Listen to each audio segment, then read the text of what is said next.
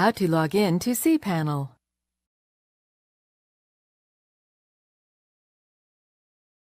This demo assumes you've already opened your browser and entered your cPanel login URL.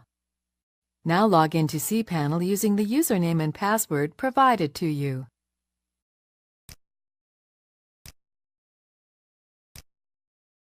That's it! You're now logged into cPanel and can begin to set up email accounts, parked domains, databases, shopping carts, and dozens of other features. To log out of cPanel, click the Logout link in the upper right corner. This is the end of the tutorial. Be sure to check out other cPanel tutorials to learn all the great features available to you. Thank you for watching. If you need more help, please contact Flaminqo Help Center. Our agents will be more than happy to help.